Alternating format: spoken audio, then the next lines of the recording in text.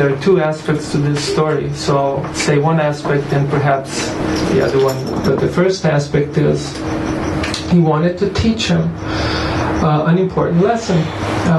And this is a lesson, one thing about real lessons, like real wisdom, is they actually help. They objectively help one in life. They objectively increase the quality of one's life. So he told them a story about travelers in the pre-industrial times, when before the Industrial Revolution, when everywhere in the world economy was based on agriculture, people lived much more simple than we do nowadays, and they traveled also simply. So they traveled on foot. They would take help of animals, riding animals, or carts drawn by different animals. So he told them a story about several travelers who met at a well. Now, traditionally, especially in India, people used to plant trees around the wells, because they knew that if there was a well, travelers would gather there to take rest, and if there were some trees, it would provide some shade. So just for the sake of being good, they would plant trees. As a matter of fact, even nowadays in India, people, they want to do something good, they plant trees in public places, especially along the roads, so it shades the travelers. Though nowadays they all travel in air-conditioned vehicles. Sentiments there. So these travelers, they gathered here, and there was a well, and there was a nice shade, so they drank some water. They met each other, they shook each other's hands, they exchanged words, pleasant words. They all pulled out some snacks they had, shared them, and they ate a little bit. And they talked about things, they rested a little bit, drank some more water, and then they all departed. They all left the place, left each other, and they continued on with their journey. So the older brother told this story to his relatives to help them understand that there is no point. There's no point. It is not wise to resist, to try to avoid or not like that which is inevitable. If it's inevitable, hey, the very meaning of the word means you cannot change it. Then why despise it? Why try to avoid it? So similarly, people come and go. Things come and go. Friends, they meet each other, have a wonderful time, they chit-chat, they have a snack together, drink some water, take some rest, drink some more water, and then they leave. By the power of destiny, the power of time, whatever it is. Now, for those who are convinced about reincarnation, this makes a whole lot of sense. In this life, we meet each other and then we depart. But even if one is not convinced about reincarnation, it's still a very, very instructive lesson. Because even within this one lifetime, we experience this a whole lot. Like, for example, I took birth on the Adriatic coast of Croatia. That is nearly on the other side of the planet. And I remember taking a vow with my friend, we will never separate. We just had such wonderful time. I can't tell you what we were doing. But we were doing things and we had wonderful time. Hello, we hardly exchange emails anymore. And that's just the way it is. Not only friends, but things, objects. How many things have come to our lives and departed from our lives? I mean, just like sand, you stick your hands in the sand, you lift them up, and then the sand just pours down through your fingers. Then there are a few grains left, and as you walk a few more minutes, it's all gone. Everything. I mean, even our own very bodies, they come and go. So, to try to avoid that which is inevitable is to unnecessarily, artificially, superficially, totally not needed, creating anxiety in our own lives. And completely, but certainly decreasing the value of our lives, the quality of our own very existence. So what to do? What to do? I mean, this thought should inject some feeling of renunciation in our hearts. And renunciation is a good thing. Not necessarily that we have to be externally renounced as much as we need to be internally renounced from temporary things. That's just the way it is. There's no point in not liking or avoiding that which is inevitable. Therefore, every sincere yogi, every sincere spiritual teacher keeps repeating this point, that one should seek for the pleasure within.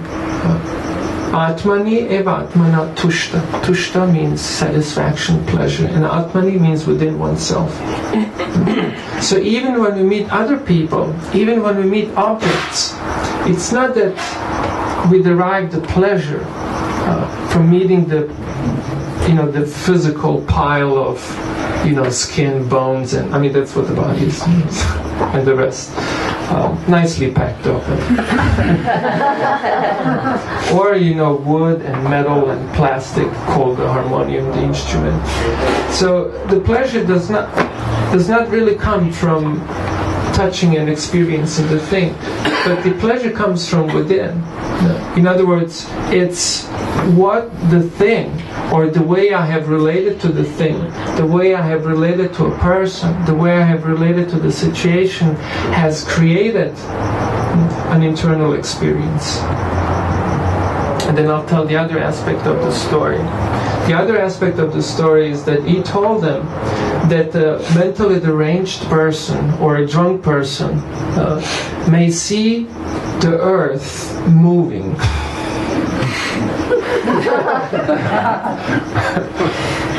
However, earth isn't moving. Trust me. Just reminded me of a fellow I met last year. He was sleeping in my car. I get up very early, 3:30 in the morning. So 4 o'clock I was in front and I see someone in my car. And I knock on the door a few times and he just shook his head. Get lost. Knock a few times. This what? Well, you're sleeping in my car.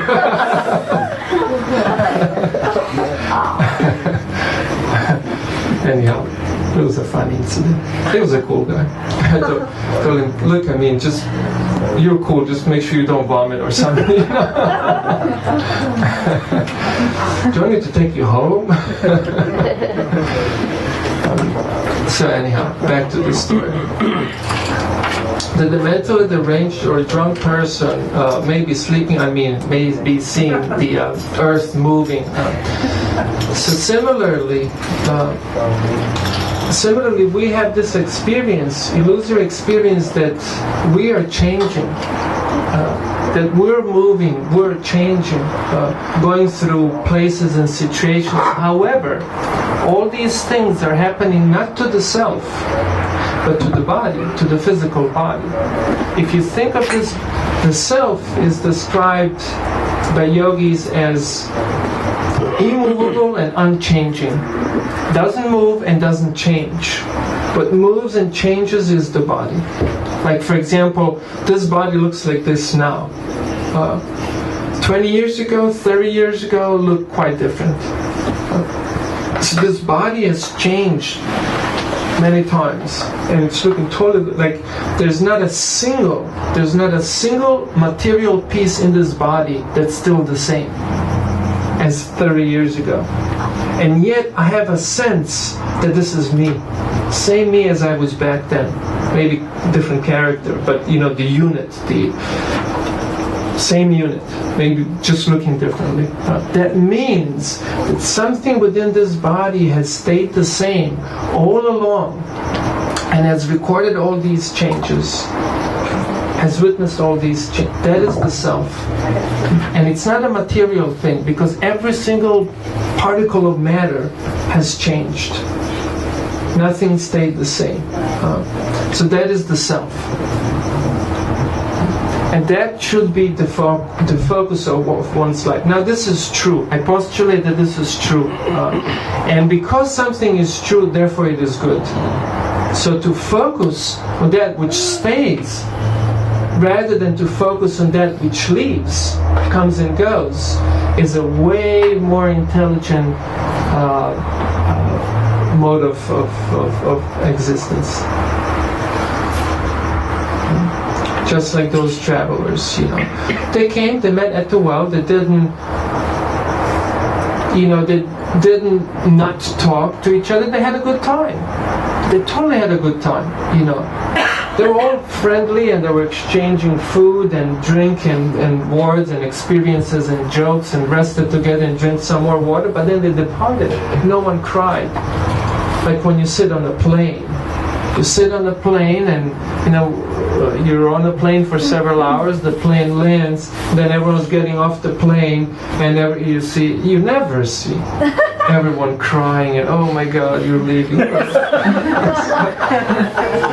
Why? Because you have gotten onto that plane understanding that the ride will end. That the ride had a beginning and will have an end. So similarly, we somehow or other, living in a materialistic mode of thinking and existence, we create this idea that everything will go on. No, it will not. Certain things will go on, and other things are bound to change. So it's better to focus on that which stays, and that is the introduction into the spiritual life. Now the only thing that's missing is appropriate lifestyle activities that you do in order to live, a spiritually conscious life. But about that some other time.